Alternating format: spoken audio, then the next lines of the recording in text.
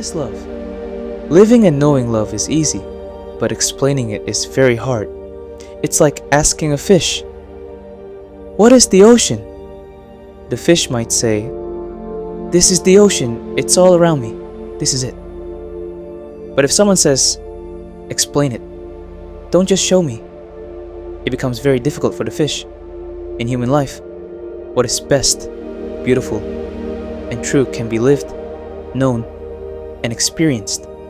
But putting it into words is very challenging. And the tragedy and misfortune is that while we should be living and experiencing it, humanity has only been talking about it for 5,000 or 6,000 years. Love is being discussed. Songs about love are being sung. Hymns of love are being chanted. Yet love has no real place in human life. If you search within a person, you won't find a word more untrue than none, love.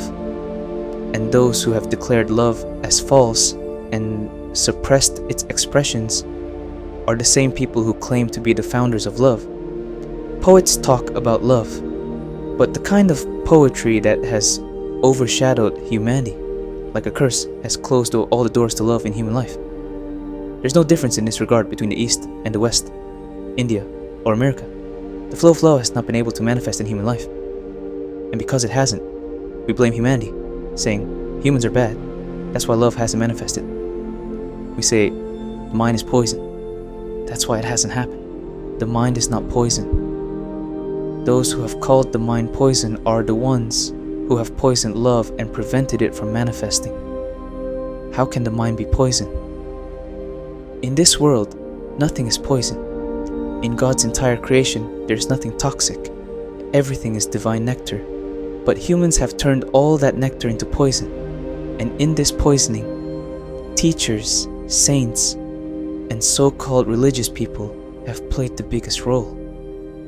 It's important to understand this, because if this isn't clear, love will never be possible in human life, not even in the future. The very reasons why love hasn't been able to arise are the same reasons we're using as the basis for expressing love. The situation is such that if wrong principles are repeated for thousands of years, we forget that the principles are wrong. Instead, it starts to seem like humans are wrong because they can't fulfill those principles. I've heard a story. A fan seller passed below a king's palace, shouting loudly, "I've created unique and extraordinary fans. Fans like these have never been made before. These fans have never even been seen." The king peeked out of his window to see who was claiming to have such unique fans. The king had fans from every corner of the world, whatever could be found. But when he looked down, he saw a man standing in the alley with ordinary fans worth 2 pennies each, shouting, "Unique, unparalleled."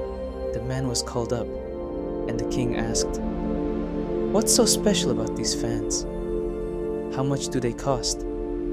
The fan seller said, "Your Majesty, the price isn't too high. Considering the fan, it's very cheap. This fan is worth 100 rupees. The king exclaimed, 100 rupees? This is a 2-penny fan, available everywhere in the market.